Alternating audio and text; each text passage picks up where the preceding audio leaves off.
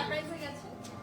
তো ওরকম একটা মোমেন্টে আজকে আমরা, কারণ আজকে আমার যে ম্যানেজার, যে কিনা আমার সব কিছু ম্যানেজ করে, আমার নানান কিছু আমি আসলে জানতেও পারি না, এটা অনেক কিছু আসলে মোকাবেলা করে আসলে ম্যানেজটা করে, মানে কষ্ট করে ম্যানেজ করে। এখন আমি বুঝতে পারছি, কারণ আজকে আমি পুরোটাই দায়িত্ব পালন করেছি একজন ম্যানেজারের, সব কিছু ম্যানেজ করার দায়িত্বটা আমি পালন করেছি। কারণ আমরা আজকে কক্সবাজারে এসেছি খুব আনসার্টেন একটা প্ল্যান করি আসলে আসা, সেটা হচ্ছে আমার তুরানের আজকে বার্থডে। তো আমরা ঢাকা থেকে একটা কেক বানিয়ে নিয়ে আমরা আসলাম। তো সেই কেকটা পুরো ডিজাস্টার হয়ে গেল পুরো জার্নিতে বাই রোড। তো দেন কি হলো, আজকে শুক্রবার আমরা মনে হয় সারাদিন আমার যেটা হয় যে আমি যেখানে যাই বা ঘোরাঘুরি করি, আমরা দেখতে পাবেন যে দুদিন একদিন পরে আসলে ওই সময়টা সাথে সাথে ফটো আপলোড করা অথবা ভিডিও সবার সাথে শেয়ার করা, মোমেন্টটা শেয়ার করা হয় না, কারণ আমি এনজয়টা করতে পছন্দ করি, ওটাই আসলে হয় আমার। তো কিন্তু এবার যেটা হয়েছে, বাবা বলো, ও খুব এক্সাইটেড। তো আমরা যখন কেকটা নিয়ে আসলাম ভাবলাম যে ঠিক আছে আমরা কেকটা ওকে না দেখিয়ে, যেটা হয় যে ফ্রিজে রাখা, সব কিছু ম্যানেজমেন্ট করা, সব কিছু আমরা ফেল করেছি, কারণ বাইরে নষ্ট হয়ে গেছে পুরো ডিজাস্টার। অ্যান্ড দেন আমরা বিকেলবেলার দিকে কী করবো পুরো ভাবছি। তো সবাই বলো যে এখানে তো অনেকগুলো 5 স্টার আছে, যেখান থেকে মানে চাইলে আমরা ট্রাই করতে পারবো, এটা রেডিমেড, কিন্তু আসলে এটা হয়নি। মামাকে নিয়ে আসো, যে আমার সব কিছু ম্যানেজ করে, তার জীবনের একটা কেক ম্যানেজ করতে, যে বার্থডে কেক ম্যানেজ করতে আমি শুধু এত লাইভ এসেছি, কারণ আমার ওই যে হুটহাট করেই আসলে সুন্দর মোমেন্টগুলো সবসময় শেয়ার করা হয় না। তো আমি ভাবলাম এটা আবার কখন না কখন আমরা লাইভে চলে যাই, কারণ এত কষ্ট করে এসব অ্যারেঞ্জ করা হয়েছে আজকে।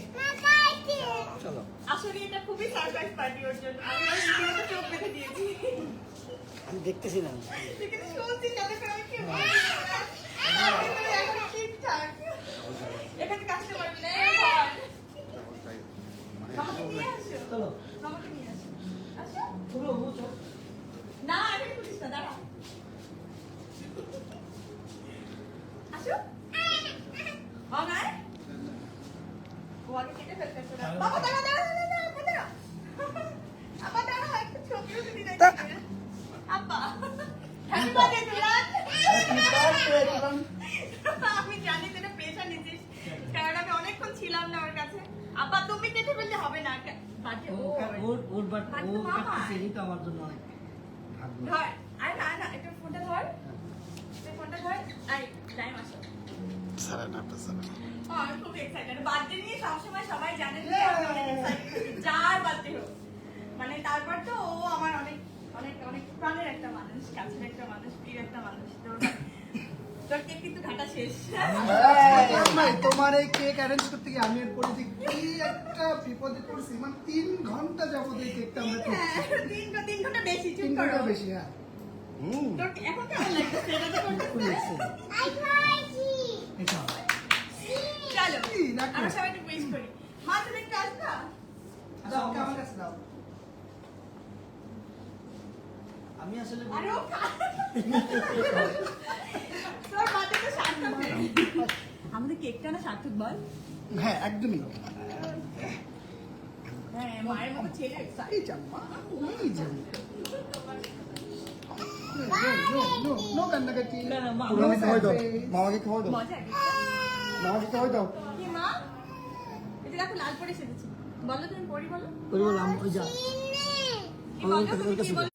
আসো আসো না, উইশ করে ওকে। ধর ধর ধর ধর, সব কেটে ফেলবে। আমরা দূর থেকে বলছি। আম্মা হ্যাপি বার্থডে টু ইউ, কিসটা হয়েছে কেন আমাকে নাচিয়ে ধরে দিলাম। আর লাল পরি কে? আপা না অনেক বড় হ, আপা,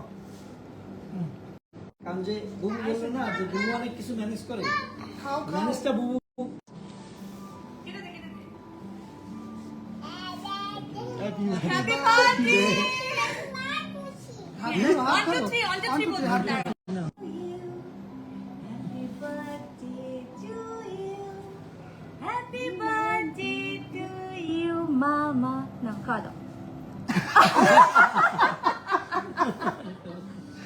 Okay, এবার একটু খাওয়া দাও মামাকে।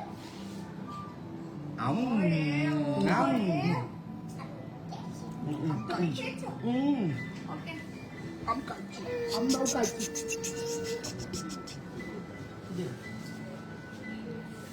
আমার মেয়ে যে রাতেবেলা উঠে গেল সেটা কি হবে বল? চলো কেকটা আমি কাটি। জীবনে ভাবি না জোরে আমি পাবো।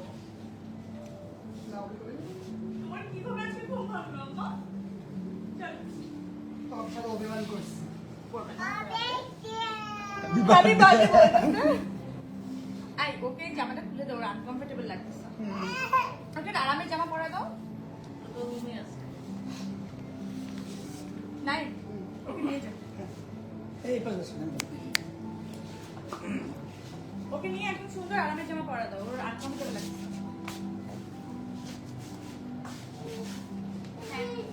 সবাইকে একটু বাই বাই বলে দিই। তুই বল তুই হ্যাপি? মানে এটা মানে কিভাবে বলবো আসলে অনুভূতিটা, মানে হ্যাপিটা আসলে আমি একটু মুখে বলতে পারবো না। আমার আসলে মানে চেহারাটা আসলে ভাই তুই হ্যাপি কিনা আমি জানি না, আম হ্যাপি, কারণ এই যে এত বড় একটা আমরা একটা যুদ্ধ মনে হয় আমি পার করছি। এবং আমি জানি না, সত্যি এটা আমি জানি না, যে জানতাম তবে আমার মানে হয়তো তুই চোখ বাঁধার পরেই তুই বুঝছিস, মিথ্যা কথা বলবি না। চোখ বাঁধার পরে আমি বুঝছি এটা সত্যি যে কিছু একটা হবে। তো মানে সত্যি বলবো আল্লাহ আপনাকে আরো দীর্ঘায়ু দিক আপনাকে, আর মানে উত্তরোত্তর আপনার শুভকামনা সর্বদা, এটা হচ্ছে আমার মানে খুবই চাওয়া। চুপ কর, থ্যাংক ইউ, এরকম করিস না। তোমাকে কিছু বলবা? হ্যাপি বার্থডে তুরন ভাই, আবারও খুব ভালো একজন মানুষ তুরন ভাই, খুবই ভালো একজন মানুষ, পরিবারের বড় ভাইদের মতো। হ্যাঁ, আমাকে যে পুরোপুরি সবকিছু একদম সবকিছু আগলা রাখে, যে সবকিছু ম্যানেজ করে রাখে, সে হচ্ছে এই মানুষটা। এই মানুষটা আমার জীবনে অনেক ইম্পর্টেন্ট। আমরা একসাথে বড় হয়ে গেলাম বল। Thank you, Turan. তোমার জন্য হ্যাঁ। শুভেচ্ছা।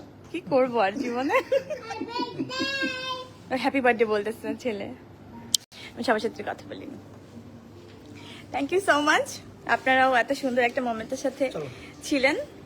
আর আপনারা সবাই জানেন যে আমি বার্থডে নিয়ে আসলে যে কারোর বার্থডেই হোক না কেন, তারপর যদি হয় এরকম স্পেশাল মানুষের বার্থডে, সো একটু তো এক্সাইটেড থাকবোই।